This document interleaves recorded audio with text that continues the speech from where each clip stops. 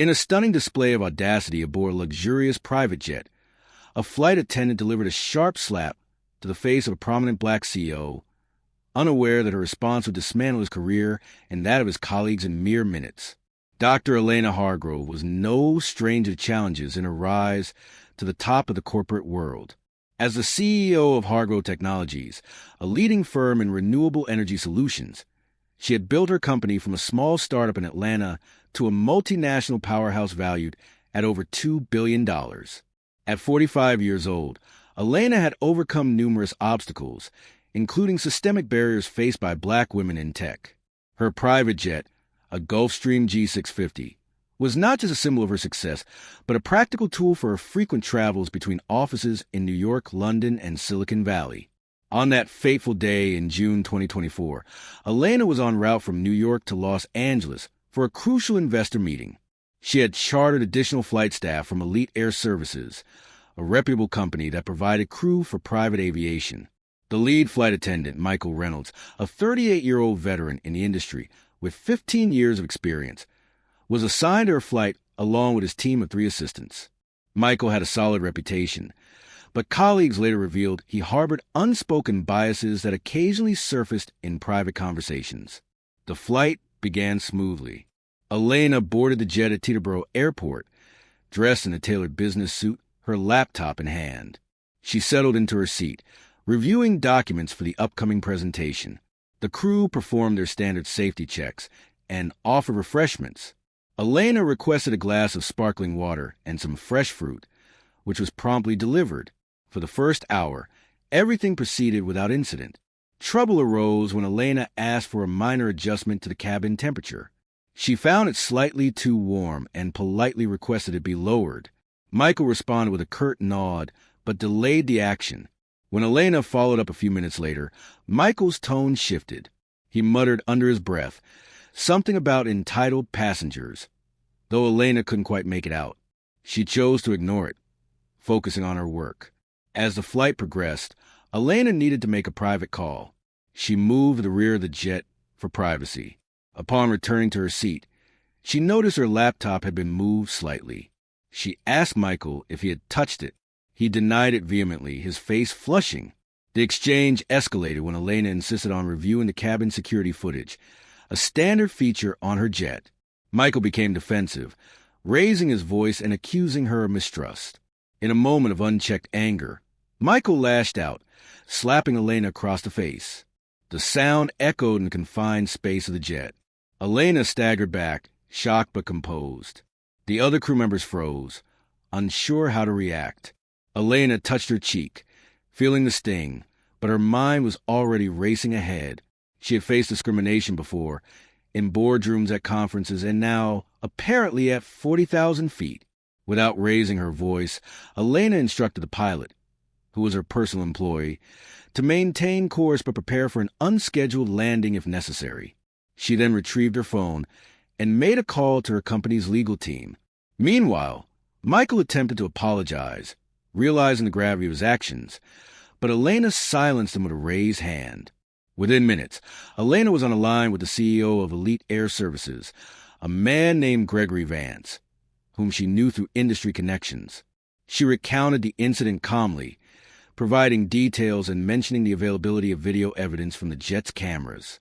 Gregory expressed horror and promised immediate action. Elena, however, was not satisfied with promises. She demanded the termination of Michael and his entire team for failing to intervene or report the assault.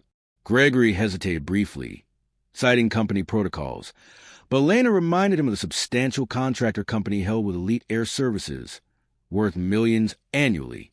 She made it clear that any delay would result in the immediate cancellation of all business dealings. Faced with a potential loss, Gregory complied. He conference called Michael and informed him that he and his team were fired effective immediately. The call was on speaker, allowing the crew to hear their dismissal. The jet landed in Los Angeles without further incident. Airport security met the plane, and Michael was escorted off by authorities. Elena filed a police report detailing the assault. The story quickly leaked to the media, fueled by anonymous tips from within the aviation industry. Headlines blared about the incident, highlighting issues of racism and workplace misconduct in private aviation. In the days following, Elena's company issued a statement condemning the behavior and reaffirming their commitment to diversity and respect. Elite Air Services faced backlash, with several clients pulling contracts. Michael Reynolds was charged with assault, and though the case was later settled out of court, his career in aviation was over. His team members, while not directly involved, were tainted by association and struggled to find new employment. Elena used the incident as a platform to advocate for better training in bias recognition within service industries. She spoke at conferences, sharing her experience to educate others. Her company implemented new policies for vetting service providers, ensuring alignment with their values. The ripple effects continued.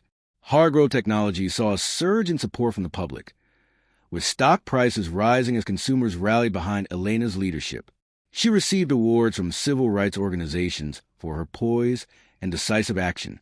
Michael, in a later interview, expressed regret but claimed the slap was a momentary lapse. He attempted to rebuild his life outside aviation, working in hospitality, but the stigma followed him. Elena's story became a case study in business schools, illustrating the power dynamics in corporate travel and the importance of accountability. She continued to lead her company to new heights, proving that resilience in the face of adversity defines true success. To delve deeper into Elena's background, she was born in Chicago to working-class parents. Her father was a mechanic and her mother a teacher. From a young age, Elena showed aptitude in science and mathematics. She earned a scholarship to MIT, where she majored in electrical engineering. After graduation, she worked for several tech firms before founding Hargrove Technologies in 2005. The company specialized in solar panel innovations, quickly gaining traction with patents for efficient energy storage. By 2015, it had expanded globally, employing over 5,000 people. Elena's leadership style was collaborative, but she was known for her zero-tolerance policy on discrimination. The private jet was purchased in 2020, a necessary investment for her schedule. She often flew with minimal crew, but for longer flights, she augmented with services like Elite Air. Elite Air Services had been in operation for 20 years, priding itself on luxury experiences. However, internal reviews post-incident revealed lapses in employee training on cultural sensitivity. Michael Reynolds had joined Elite Air in 2010. His performance reviews were generally positive, but there were notes on occasional attitude issues with diverse clients. These were overlooked until the incident. The slap itself was captured on high-definition video, showing Michael's frustration boiling over. Elena's response was measured. She didn't retaliate physically, but used her position effectively. The firing call lasted less than 5 minutes. Gregory Vance, under pressure, agreed to Elena's terms. The team was informed mid-flight, creating an awkward atmosphere until landing. Upon arrival, Los Angeles police took statements. Elena's cheek showed a red mark, photographed as evidence. Michael was detained briefly, but released on bail. Media coverage began with aviation blogs, then mainstream outlets like CNN and the New York Times. Elena granted interviews, focusing on systemic issues rather than personal victimhood. Public reaction was overwhelmingly supportive of Elena. Social media campaigns highlighted similar experiences, sparking discussions on racism in service sectors. Elite Air Services issued an apology and revamped their training programs. They lost about 30% of their clientele initially, but recovered over time. Elena's investor meeting proceeded the next day, where she secured additional funding. She referenced the incident lightly, turning it into a lesson on perseverance. In the months that followed, Elena authored articles on leadership and diversity for Forbes and Harvard Business Review. She mentored young Black entrepreneurs, sharing strategies for navigating bias. Michael's team included 2 women and 1 man, all with varying experience. They claimed shock at the event, but admitted they should have intervened. Their firings were part of Elena's demand to hold the entire crew accountable. Legal experts debated the firing's legitimacy, but since Elite Air was at-will employment, it stood. Michael sued for wrongful termination, but settled confidentially. The incident influenced aviation regulations, with calls for mandatory bias training. Several organizations adopted new standards. Elena's personal life remained private. Married with 2 children, she balanced family and career. Her husband, a professor, supported her throughout. Years later, in 2025, Elena reflected on the event in a podcast. She noted it strengthened her resolve and highlighted the need for change. The story of the slap and the firings remains a poignant reminder of power, prejudice, and prompt justice in the modern world. To expand on the details, let's consider the flight specifics. The Gulfstream G650 can fly nonstop from New York to Los Angeles in about 5 hours. The incident occurred roughly 2 hours over the Midwest. Elena's request for temperature adjustment was reasonable. The cabin was at 75 degrees, and she preferred 70. Michael's delay stemmed from attending to other tasks, but his response was disproportionate. When Elena questioned the laptop movement, it was because sensitive data was open. Michael had indeed shifted it while cleaning, but denied it out of fear. The slap was open-handed, not causing lasting injury, but emotional impact. Elena's composure prevented escalation. Her call to legal was brief. Assault on flight, need immediate support. They advised recording and contacting the service provider. The conversation with Gregory Vance was tense. He initially defended Michael, but caved when Elena mentioned contract termination. The team's firing was communicated via email post-call, with severance offered. Airport security at LAX handled the deplaning professionally. Elena continued her meeting via ground transport. The police report classified it as misdemeanor assault. Charges were pressed, leading to community service for Michael.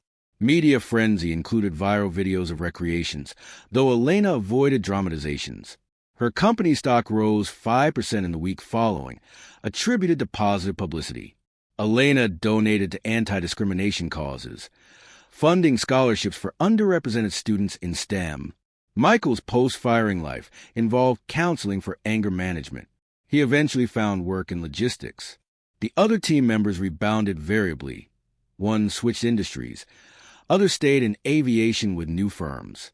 The incident prompted Elite Air to hire a diversity officer. In broader context, it aligned with movements like #MeToo and Black Lives Matter, amplifying voices against micro and macroaggressions. Elena's story inspired books and documentaries, though she participated selectively. By 2025, Hargrove Technologies had doubled in value, with Elena named one of Time's most influential people. This event, though unfortunate, catalyzed positive change, demonstrating how one act of defiance against injustice can reshape narratives.